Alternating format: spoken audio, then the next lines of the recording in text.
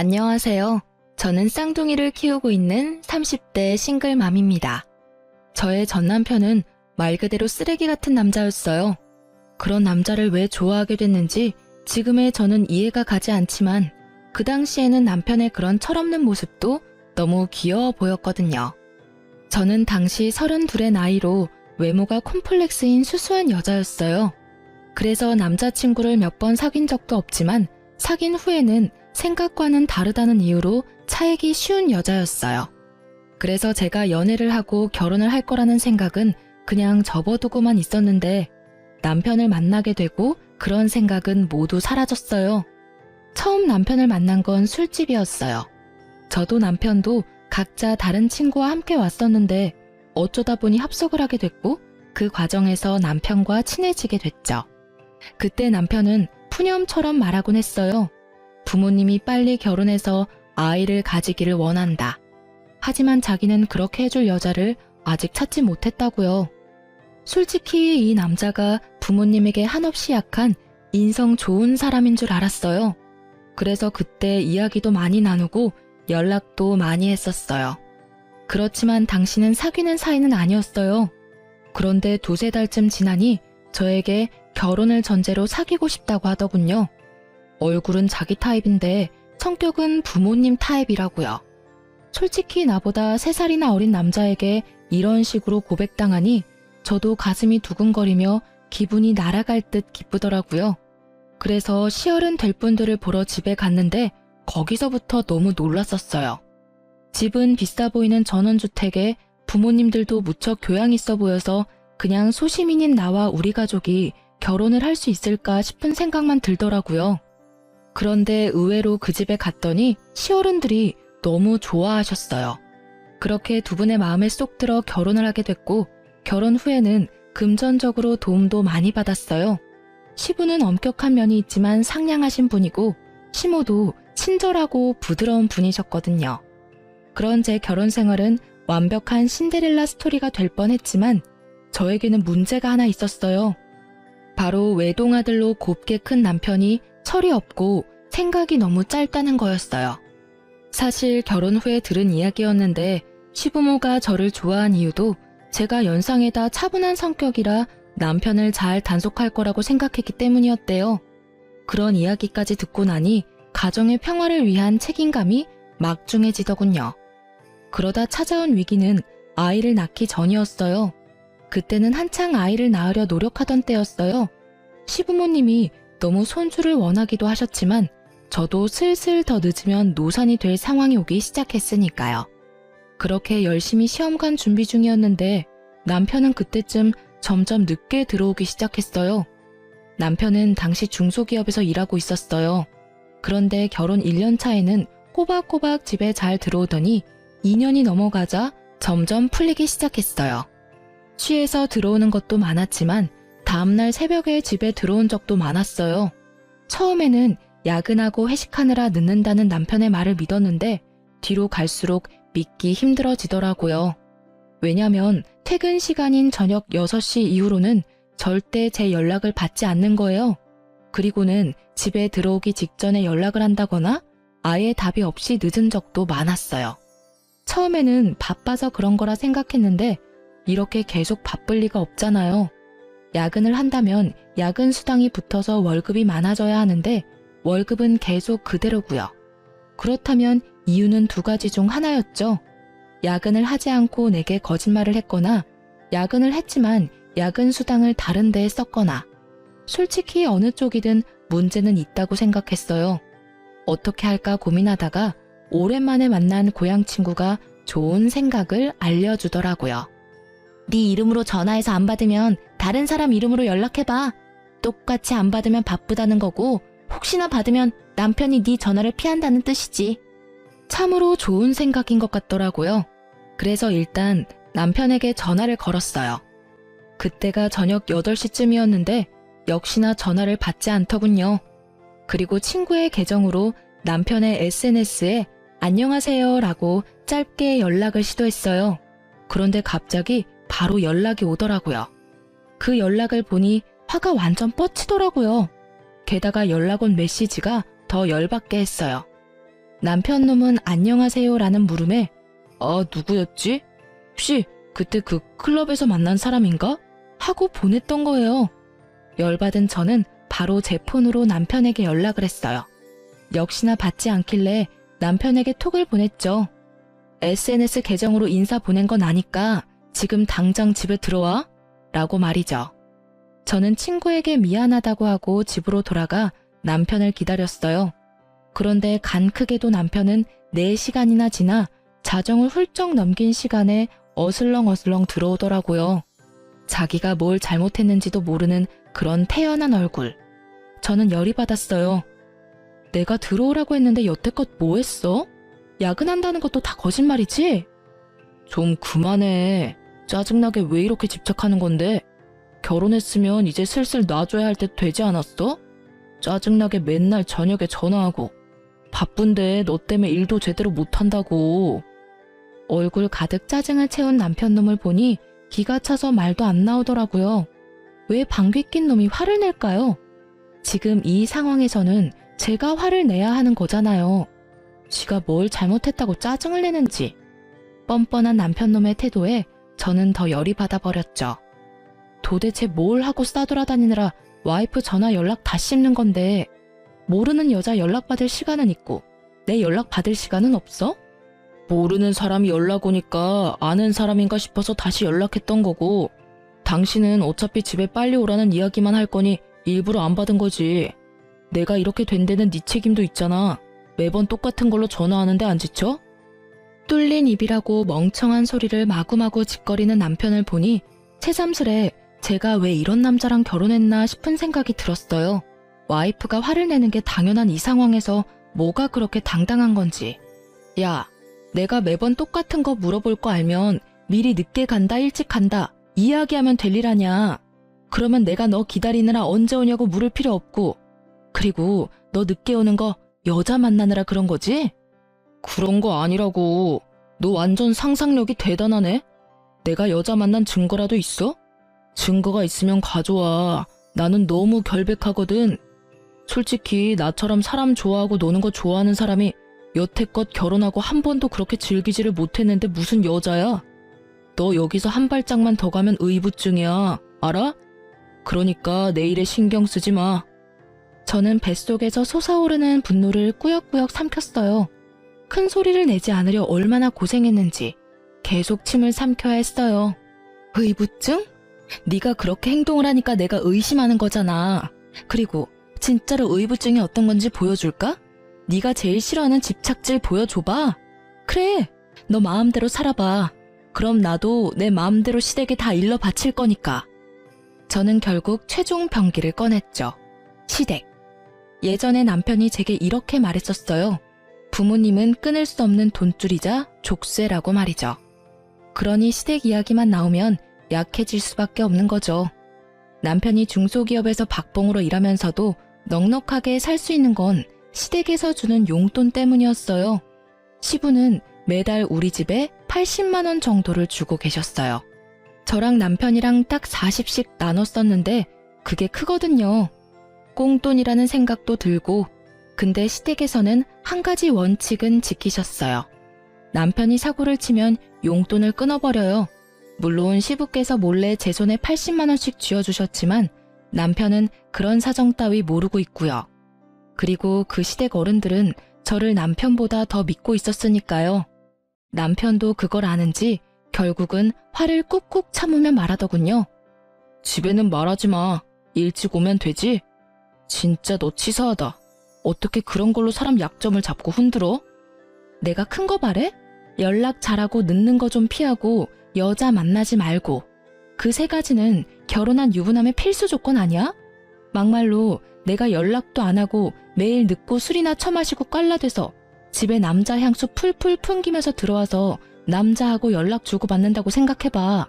너라면 그게 정상적인 유부녀라고 생각해?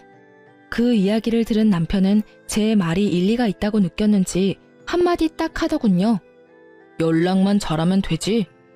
결국은 그렇게 용돈을 받지 못할까봐 남편은 그 뒤로 연락을 잘하게 됐어요. 잘한다기보다는 형식적이긴 하지만 꼬박꼬박 하게 됐죠. 연락이나 야근은 문제가 풀렸는데 한 가지는 아직도 제 머릿속을 어지럽히고 있었어요. 아무리 생각해봐도 여자를 만나는 것 같았거든요. 모르는 여자의 연락에 그때 클럽에서 본 애냐고 묻는 건 아무리 봐도 여자를 만났다는 뜻이잖아요.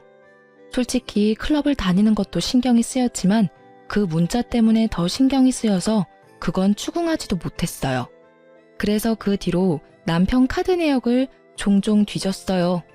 이렇게까지는 하고 싶지 않았지만 신경이 쓰이더라고요. 그래도 그 뒤로는 조용히 몇 달을 넘어갔어요. 그렇게 지지고 볶던 우리에게도 새 생명이 찾아왔어요. 저희는 자연 임신이 안 돼서 시험관을 했었고 그렇게 이란성 쌍둥이를 낳았어요. 이때도 남편은 얼마나 비협조적으로 굴었는지 시모가 강력하게 아이를 원하지 않았다면 아이가 생기지 않았을지도 모를 정도였어요. 저는 천사 같은 두 아이들을 위해 간호사 일을 그만두고 집에서 육아에 전념하기로 했어요. 육아휴직이 없었지만 시모가 매달 150만 원 정도 주고 있었어요. 솔직히 우리가 살고 있는 집도 차도 모두 시부모 명의라 저희 앞으로는 돈 나가는 게 별로 없었어요. 게다가 시모는 자주 저희 집으로 배달을 시켜주셨어요. 시댁에서 드실 고기나 야채, 과일을 저희 집으로도 똑같이 배달시켜주곤 하셔서 따로 저희가 돈이 들어갈 곳도 많이 없었어요. 대신 쌍둥이 육아는 거의 혼자서 해야 해서 힘들긴 했어요. 그렇게 육아에 제가 신경을 온통 뺏기고 있을 때 망할 놈은 주말마다 놀러 나가기 바빴어요. 그래도 평일에는 일찍 집에 들어오려고 했으니 저도 평범하게 생각했었고요. 게다가 친구와 주말에 여행을 가거나 일로 출장을 가는 일이 잦아져서 남편의 폰에 위치 추적 어플도 설치했었거든요.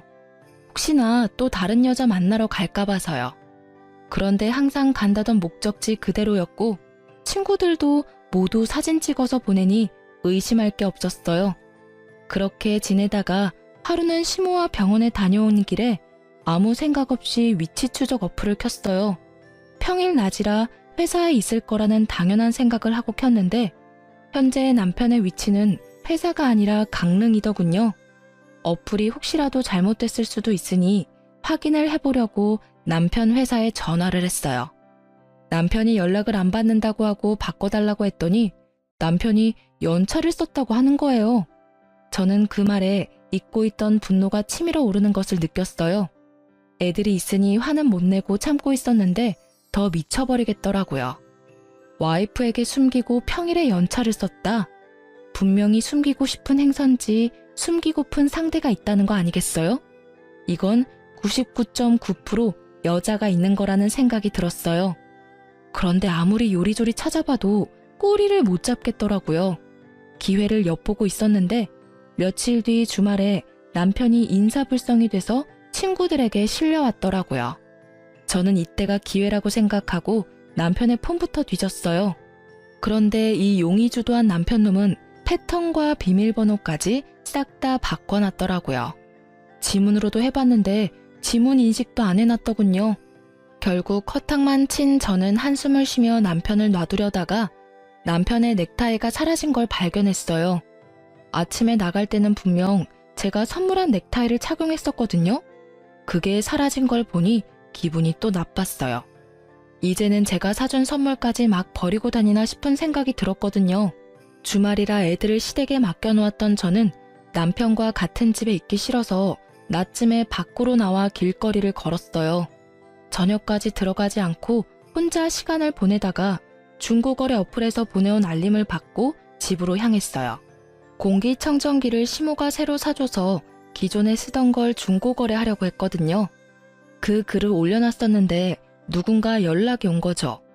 그 연락을 확인하러 중고거래 어플에 들어간 저는 그곳에서 잃어버린 물건 주인을 찾는다는 최신 글을 보고 깜짝 놀랄 수밖에 없었어요.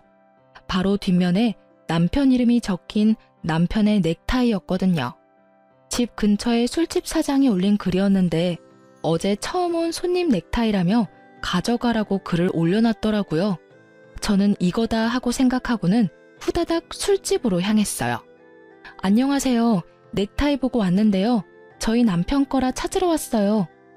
제가 말을 꺼내자 술집 사장님이 고개를 갸웃거리더라고요. 왜 그러세요? 아니, 어제 본 얼굴이랑 다른 것 같아서요. 어제 같이 오신 분 맞죠? 그 이야기에 드디어 꼬리를 잡았다는 생각이 들었어요. 어제 분명히 다른 여자랑 여기 온 게 틀림없었어요. 저기 혹시 그 CCTV 영상 좀 볼 수 있을까요? 어제 남편이 지갑도 잃어버린 것 같아서 확인 좀 하려고요. 물론 그런 적은 없지만 이렇게라도 말하지 않으면 CCTV를 보여주지 않을 것 같아 그렇게 말하고 CCTV 영상을 돌려봤어요. 그리고 남편의 옆에 있던 여자의 얼굴을 확인하던 순간 저는 머리를 강하게 한 대 맞은 기분이 들었어요. 저번에 친구 계정으로 남편에게 연락을 보냈었잖아요. 그때 그 친구였던 거예요. 이 두 사람이 나 몰래 만나고 있었던 거죠. 게다가 어찌나 가까운 사이인지 아주 찰싹 붙어가지고는 누가 봐도 우리 연인 사이예요 하는 모습을 하고 있더라고요. 저는 동영상을 사진과 영상으로 저장해서 남편에게 바로 보냈어요. 집으로 돌아가는 길에 남편의 전화가 계속 오는데 싹 다 무시했어요. 어차피 집에 가서 볼 걸 여기서 체력, 마음 낭비 하고 싶지 않았거든요. 집에 도착하자마자 남편이 꺼낸 첫 마디가 뭐였는지 아세요? 왜 전화를 안 받아? 몇 번을 전화했는지 알기나 해? 왜 내 전화 무시하는데? 전화를 무시한 게 그렇게 큰일일까요? 매번 무시하는 너는 뭐냐고 쏘아주려다가 겨우겨우 참은 제가 말했어요. 내가 보낸 사진을 보고도 왜 전화 무시하냐는 말을 먼저 하는 너라는 놈에게 이제 질리려고 해. 그래 말해봐. 언제부터 내 친구랑 바람 폈어? 언제부터겠어? 네가 그 여자 계정으로 나한테 연락했을 때부터지. 그렇게 예쁜 여자가 있었는데 잘도 숨겼네? 제가 제 손으로 무덤을 판 게 됐어요. 불륜도 쿵짝이 맞아야 하는 거잖아요. 남편만 단속한다고 될 일이 아니었어요. 저는 제 친구가 제 남편에게 들이댔다는 것도 정말 충격이었어요. 그런 친구라고 생각한 적 전혀 없었으니까요. 야, 쓰레기 같은 놈아. 네가 와이프 친구한테 손을 대? 게다가 그렇게 당당하게 바람피는 것까지 이야기할 상황이야? 이럴 거면 나랑 왜 결혼했어? 왜 날 이렇게 비참하게 만드는 건데? 제가 꺼낸 말은 거의 한풀이었어요. 대답 같은 건 듣지 않아도 되는 한풀이. 그런데 남편 놈은 기가 막힌 대답을 내놓더군요. 네가 성격은 수수하고 조용해서 내가 밖으로 나돌아다녀도 별말 안 할 줄 알았지. 이렇게 괄괄하고 집착하는 성격인 줄은 꿈에도 몰랐어. 이렇게 땡땡댈 줄 알았으면 다른 여자랑 결혼하는 게 차라리 나았을 것 같아. 엄마가 빨리 결혼해서 애 낳으라고 난리쳐서 제일 만만해 보였던 너하고 결혼한 건데 완전 망했잖아. 네가 다른 여자 만나고 밖으로 나돌아다녀도 별말 안 하고 참아주는 여자? 그런 여자가 세상에 어디 있겠어. 있다면 네 돈 보고 결혼해서 딴 주머니 차려는 여자겠지. 내가 미쳤지. 네 본성을 못 알아보고 결혼한 내가 미친 거야. 그래, 조용하고 아무 말 못할 여자랑 결혼하고 싶었으면 인형이랑 결혼하지 그랬어. 그러게 좀 적당했어야지. 이게 뭐야? 결국은 내가 너한테 마음 뜬 건 다 네 탓이라고. 내가 잘못했다고 생각하는 것 자체가 난센스야. 원인은 모두 너한테 있다는 말이지. 밖으로 내뱉는다고 다 말이 아니야. 뭐 됐어. 너랑은 이야기 끝났어. 그럼 같이 가서 시부모님한테 이혼하겠다고 말씀드려. 나 당신이랑 못 살겠으니까. 정말? 진짜 이혼해주는 거야? 우와, 요 근래 들어 너무 좋은 일이잖아. 그래, 내가 가서 직접 말할게. 지금 갈까? 룰루랄라 얼씨구나 좋아하는 남편놈을 보니 생각하는 게 눈에 환하더라고요. 돌싱되면 신나게 놀 수 있을 거라고 생각하는 듯 했어요. 그렇지만 누가 그렇게 놔둔대요? 절대 그렇게 놔둘 수 없죠. 남의 눈에 눈물 나게 해놓고 즐겁게 보내도록 만들면 안 되죠. 내가 불행한 만큼 너도 불행해져야 똑같을 거잖아요. 제가 굳이 남편놈에게 이혼 이야기를 직접 시부모님에게 밝히라고 한 데는 다 이유가 있었어요. 그런데 그것도 모르고 좋아하며 앞장서는 남편을 보니 속으로는 회심의 미소를 날리고 있었어요. 저와 남편이 시댁에 도착했을 때는 이미 저녁 시간이 훌쩍 지났을 때였어요. 아이들은 모두 작은 방에서 자고 있었고 시부모님은 두 분이서 조용히 TV를 보고 계셨어요.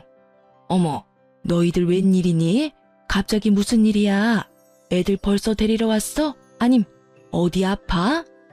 시모는 걱정이 가득한 얼굴로 저희에게 왜 왔냐고 물어봤어요. 아니, 콕 집어 저에게 말한 거죠.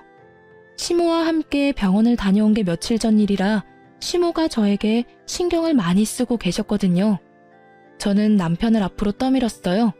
남편은 당당한 걸음으로 앞으로 나서더니 자기가 결심한 걸 이야기하더라고요. 엄마, 우리 이혼하기로 했어. 그러니까 그렇게 알고 있으라고. 남편 놈의 폭탄 발언에 시부모는 완전 난리가 났어요. 갑자기 그게 무슨 말이야? 이제 막 쌍둥이 낳은 애들이 이혼은 무슨 이혼이야? 너희 싸웠니? 싸웠다고 해서 그런 말 막 하면 안 돼. 그래, 무슨 일인지는 모르겠지만 대화로 잘 풀어봐, 응? 부부싸움은 칼로 물베기 같은 거야. 둘이서 잘 이야기해보면 분명히 조율이 될 테니까. 시부모는 저희를 달래려 애쓰는 중이었고 남편은 그 상황에서도 아주 당당하게 말하더라고요. 아니, 남편이 밖에서 하는 일에 사사건건 참견하고 떽떽거리며 잔소리하는 거 싫어서 이혼하고 싶은 거예요. 게다가 의부증까지 있는지 저한테 위치 추적 앱 같은 거 설치해놔서 솔직히 숨 막혀서 같이 못 살겠어요. 다른 사람들이 들으면 오해하겠어. 당신은 아무 잘못 없고 나만 잘못한 것처럼 말하네? 왜 당신 바람핀 이야기는 안 해? 나한테 속이고 내 친구랑 강릉 여행 가고 술집에서 친구 옆에 끼고 놀다가 내가 선물해준 넥타이 버리고 온 건 왜 이야기를 안 해? 부모님들도 모든 상황을 다 들어야 우리가 왜 이혼을 결심했는지 이해하실 거 아냐. 누가 이야기 안 한대? 이제 막 할 거였다고. 뭐 엄마 아빠 들으신 대로 바람핀 건 사실이고요. 당분간은 돌싱으로 있고 싶어요. 솔직히 결혼 생활 내내 너무 답답했거든요. 와이프가 잘못하긴 했지만 저도 바람핀 책임은 있으니 부모님이 이 여자한테 위자료 두둑히 좀 챙겨주고 좋게 끝내면 될 것 같아요. 그 말을 들으니 제가 이혼을 결심한 게 정말로 잘한 일이라는 게 확 와닿더라고요. 여전히 철없고 정신 못 차리는 천하의 개쓰레기 같은 발언을 아무렇지 않게 하는 남편을 보니 말이죠. 그리고 그 말을 면전에서 듣고 있는 시부모의 꼭지도 함께 돌게 만들더라고요. 야, 너 미쳤어? 네가 지금 제정신으로 그런 말 하는 거냐? 당분간은 돌싱으로 있고 싶어? 이 미친놈이. 지금껏 네가 어떤 미친 짓을 해도 귀한 외동아들의 마음이 약해서 이해해주고 넘어가주고 뒤처리 다 해서 정리해줬는데 지금 네 이혼까지 우리더러 책임지라고? 네가 사람 새끼냐? 네가 잘못을 했으면 네가 책임지고 상황을 정리해야 하는 거 아니야? 그렇게 바람을 폈다고 당당하게 말할 수 있는 뻔뻔함은 도대체 어디서 생기는 거냐고? 온화하던 시부의 얼굴이 벌겋게 터질 것처럼 부풀어 올랐고 남편은 어리둥절한 표정으로 지금 이 상황을 이해조차 못하고 있더라고요. 아니, 여태껏 잘해주셨잖아요. 결혼한 거 그냥 이혼하겠다는데 왜 그렇게 심각하게 굴어요? 솔직히 애가 뭐가 그렇게 중요한데요? 저는 제 인생이 더 중요해요. 애한테 인생 붙들리는 거 딱 사양이라고요. 남편의 말에는 더 이상 생각해줄 가치조차 없었어요. 어머님, 아버님, 일이 이렇게 됐으니 며칠 전에 저와 나눈 이야기는 없던 걸로 해야 할 것 같아요. 어차피 가족이 아니면 그게 좀 힘들다고 하니까요. 아가, 안 돼. 다시 한번 생각해봐. 네가 힘든 건 내가 다 알아. 이 정신 나간 아들놈은 내가 제자리에 돌려놓을 테니까 아무 생각하지 말고 제발, 응? 너 이 미친놈아. 너 와이프의 생떼 같은 자식들 놔두고 뭐하는 짓거리야? 네가 뭔 짓을 한지 알기나 해? 이 천하의 모조리 같은 놈, 네가 결국은 이렇게 불효를 해? 아니, 왜 나한테 소리 지르냐고요. 내가 엄마 아들인데 왜 저 여자 편만 들고 있는데요? 솔직히 이것도 엄청 짜증나거든요. 내가 무슨 말만 하면 며느리한테 물어봐야 한다. 며느리랑 상의했냐? 안 되겠다 며느리한테. 이게 정상이에요? 볼멘 소리로 불평을 쏟아내는 남편을 보더니 시부가 맞받아쳤어요. 네가 이러니까 우리가 며느리를 찾는 거 아니냐? 네가 처신을 똑바로, 아니지, 상식적으로만 해도 우리가 며느리를 찾을 리가 있겠어? 너 혼자 애 둘을 어떻게 키울 건데? 귀찮게 애는 왜 키워요? 그냥 다 이 여자 줘버려요. 애는 기회 되면 다시 만들면 되지. 네가 진짜 미쳤지? 너희가 왜 시험관을 했는데? 네가 지금 시험관 아니면 애를 못 낳는다고? 그 와중에 손주들까지 우리한테서 떼어놓겠다고? 네가 사람 새끼야? 넌 도대체 뭐가 모자라서 이렇게 참한 며느리랑 이혼을 하려는 거야? 네가 여태껏 데려왔던 애들 중에 이만큼 착하고 성실한 애가 있기는 했어? 설마 또 어디서 너처럼 노는 거 좋아하는 여자 데리고 오면 우리는 허락할 생각 추호도 없어. 아버지, 그건 걱정하지 마시라고요. 저 당분간 여자 데리고 올 생각 없다니까요. 솔직히 돌싱을 좀 더 즐기고. 그 이야기에 시모가 남편 등짝을 찰싹 때리더라고요. 결국 참지 못한 거겠죠. 저는 이 쓰레기 같은 남편놈이 이제 무슨 말을 해도 더 이상 화가 안 났어요. 그냥 빠른 손절이 답이라는 것만 더 강하게 느낄 뿐이었죠. 뭘 더 즐겨 뭘? 네가 지금 엄마 목숨줄 가지고 있는 거 모르지? 이런 말까지 안 하려고 했는데 네 와이프가 나한테 뭘 해주기로 했는지 모르지? 그게 뭔데요? 뭔데 이렇게 호들갑인데요? 뭐 얼마나 대단한 거길래 거창하게 목숨줄 운운하는 건데? 네 와이프가 얼마 전에 너희 엄마랑 병원 갔다 왔어. 신장이식 적합한지 조직검사 받으러. 검사상 운이 좋은 건지 하늘이 도왔는지 조직이 잘 맞아서 이식 진행하기로 했는데 네가 지금 이혼하면 그 신장 못 받아.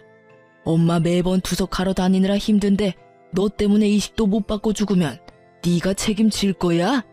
내가 며느리 신장 때문에 이러는 거 아니야. 시부모한테 신장 떼주는 게 어디 쉬운 일인 줄 알아?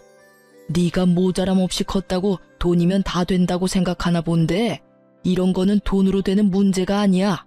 하늘이 내려준 기인을 네가 네 발로 차버리니 이 부모 속이 문드러지는 거 아니냐고. 어른들한테 잘해. 애들한테도 잘해.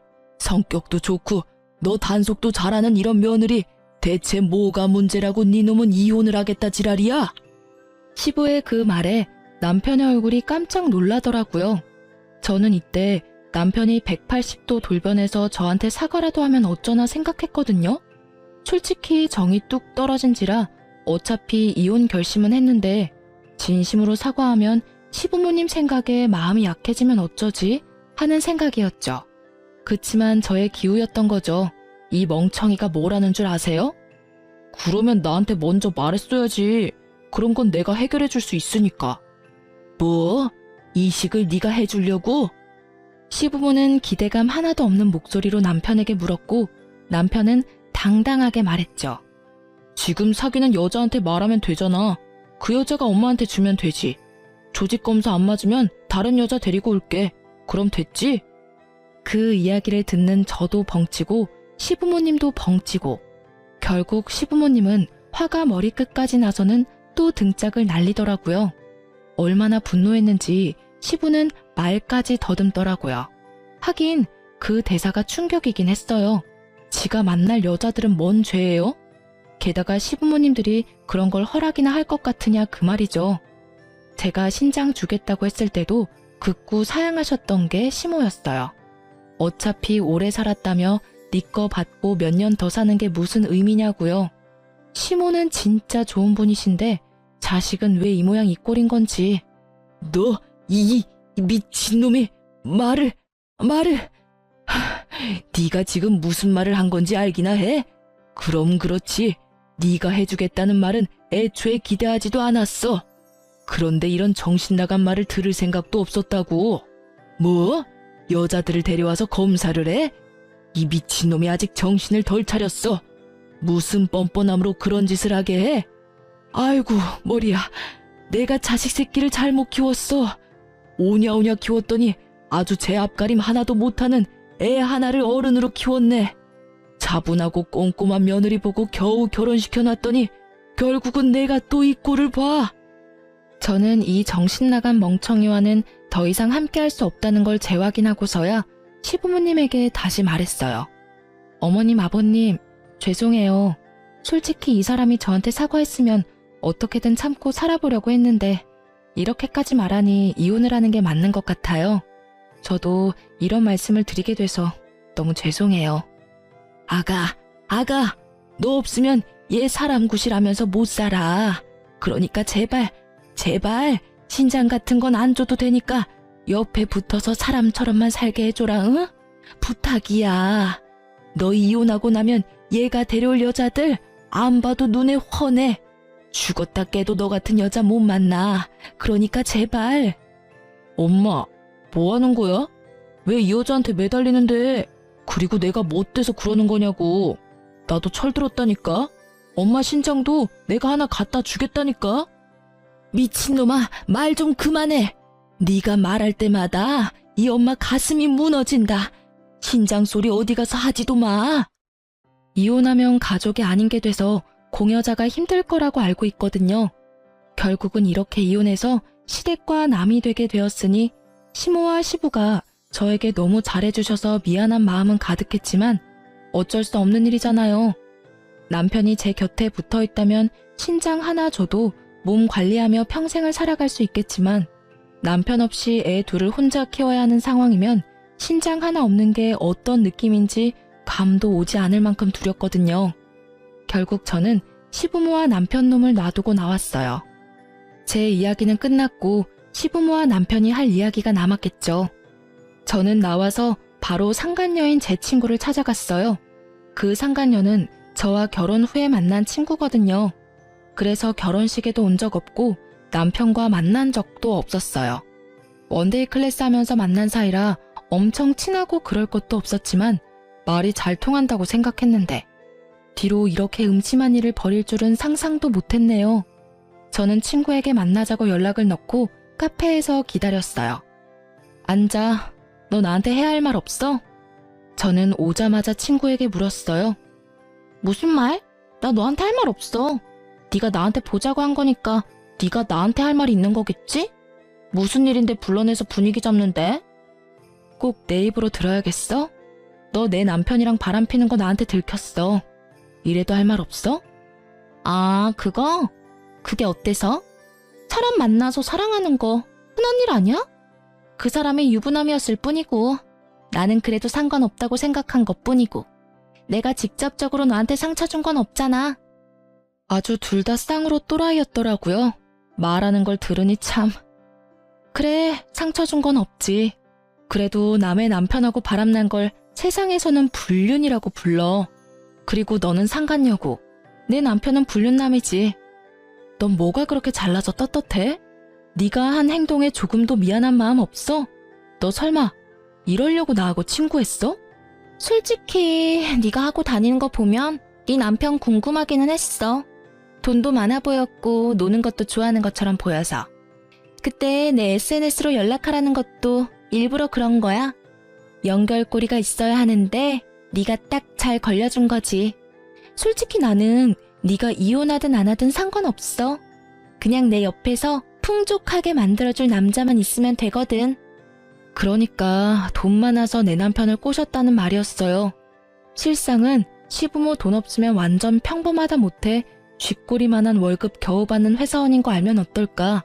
반응이 궁금하더라고요. 그냥 사실대로 말해주려고 했죠. 너는 지금 네가 처한 상황을 모르나 본데 생각보다 일이 크게 났거든? 나는 너희 이혼하든 안 하든 상관없다니까? 이혼하면 좋게 하지. 난 솔직히 그 사람이 딴 여자 만나도 이해할 수 있어. 돈 많잖아. 돈만 갖다 주면 별로. 부러우면 부럽다고 말해. 결혼하고도 여자 때문에 전전긍긍하는 네가 불쌍해서 그래. 그 남자 폰 보니까 나 말고도 여자 많던데 뭐.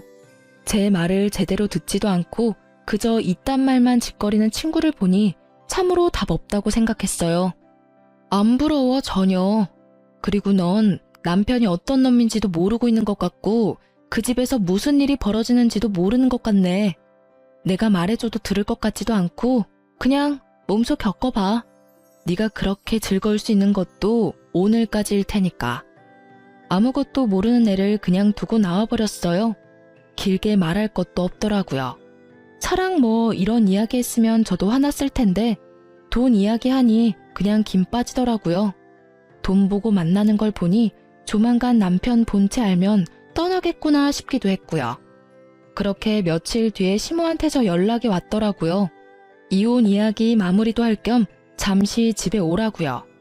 시댁에 갔더니 그 짧은 시간 동안 몇 년은 늙어버린 것 같은 시모가 앉아있더라고요. 왔니? 네, 어머님. 혹시 몸이 많이 안 좋으세요? 병원 가보셔야 할 것 같은데. 괜찮아. 나도 몸이 아픈 게 아니라 머리가 아픈 거야. 내가 어제 무슨 꼴을 당했는지. 어제 이놈이 웬 여자 하나를 데려왔더라고. 알고 보니까 지가 만나는 여자라는데 딱 봐도 상간녀더라고. 내가 맘에 들지 않아서 빨리 내보내려고 했는데 세상에 이놈이 그 여자한테 뭐라고 했는 줄 아니?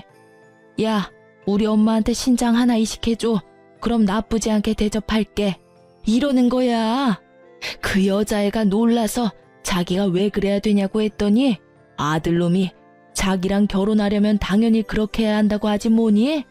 그 대화에 나도 놀라고 남편은 더 열받아서 노발 대발. 그 와중에 병원까지 데리고 간 거 아니? 병원을요? 거기 가서 뭘 했는데요? 뭐긴 뭐야. 내 아들인데 그 속을 모르겠어? 어디서 그런 미친 것이. 근데 그 여자도 만만치 않더라. 나한테 자기가 신장 주겠다면서 결혼하려면 당연히 그렇게 하겠다면서 앞장서는데 아휴, 결국은 바로 나왔어. 검사는 안 하셨나 보네요. 시간 좀 걸리던데. 그게 아니야. 조직 검사를 할 필요조차 없었거든. 세상에 그 상간녀가 얼마나 술을 많이 마셨는지 신장이 너무 안 좋아서 도리어 치료받아야 한다는 판정받고 입원했어. 예, 그 와중에 아들놈이 상간녀한테 난리를 치는데 너 같은 거 필요 없다면서 거기서 내버려 두고 오지 뭐니? 네가 이혼한 거 천만 다행이야. 내가 그놈 엄마이긴 한데 네가 같이 있었다간 너만 힘들었을 거다. 오늘은 또 뭐라는 줄 아니? 나한테 신장 줄 여자 찾겠다면서 더 열심히 여자 만나러 다니는 꼴이. 내가 그래서 내 앞에서 신장 얘기 절대 하지 말라 그랬어. 어디서 사람을 이식 못 받아서 환장한 사람으로 만드는지 내가 이러다 제명에 못 죽지. 그 이야기를 듣는데 너무 웃겨서 웃음이 나올 뻔한 걸 참느라 고생했어요. 하긴 술 좋아하고 노는 거 좋아하면 신장이 안 좋아질 수도 있죠. 시모는 제게 미안하다며 양육권과 친권에 관해서는 다 저에게 맡기겠다고 했어요. 시모도 아시는 거죠. 본인은 몸이 힘들어서 손주들 보살필 처지도 아니고 그렇다고 아들놈에게 맡기려니 믿음이 없고 결국 남는 건 저뿐이었으니까요. 남편은 그렇게 잘 사는 것처럼 보였는데 이혼이 제게 유리하게 흘러가자 상황이 달라졌어요.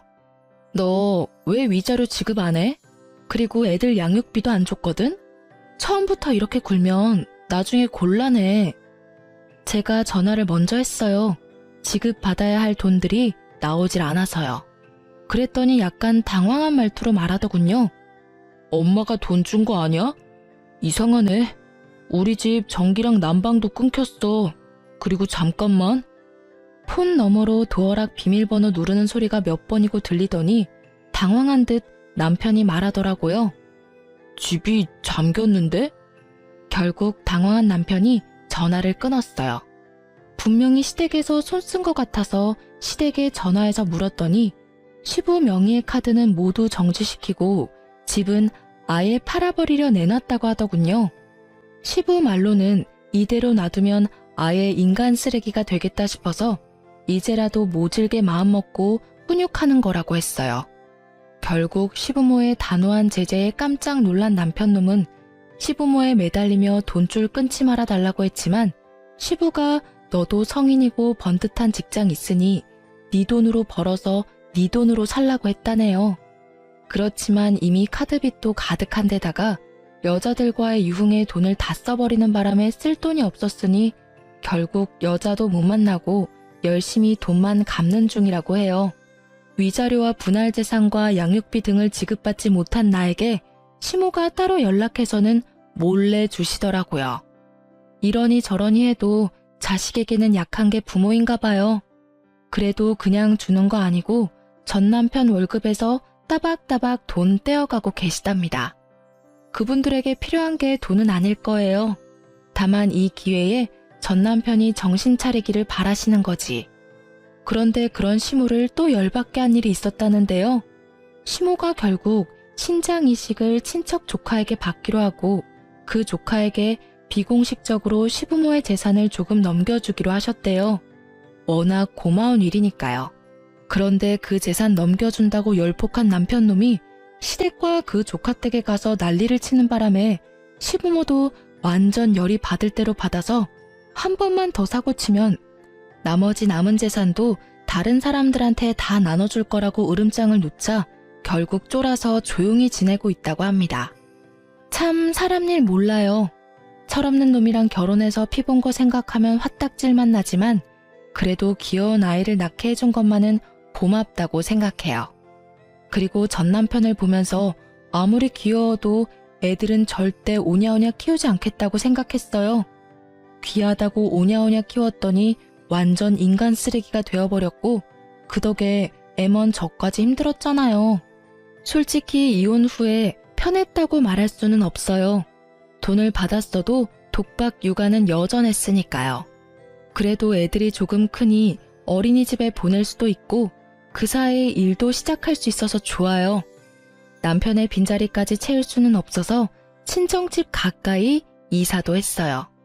그리고 애들이 시어른들과는 관계가 돈독해서 전 남편 없을 때 몰래 시모가 부르면 애들이랑 같이 갈 때도 많아요.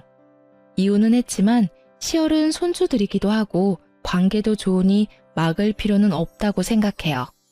다만 제게 재혼할 사람이 생기면 그때는 어떻게 할지 잘 모르겠네요. 하지만 아직까지는 저한테 그런 사람은 없어요. 그리고 저도 만나고 싶은 마음은 없고요. 그냥 이렇게 사는 것도 좋은 것 같거든요. 실은 또 저런 남자 만날까봐 걱정되는 게 제일 크지만요. 어쨌든 글을 쓰면서도 제가 이렇게 힘들었나 싶은 마음이 들 정도로 지금은 즐겁게 살아요. 항상 나쁘고 힘든 일만 있으라는 법은 없으니까요. 함께 글을 읽고 계신 분들도 저처럼 마음이 편안해지셨으면 좋겠네요. 지금까지 제 사연 들어주셔서 무척 감사합니다.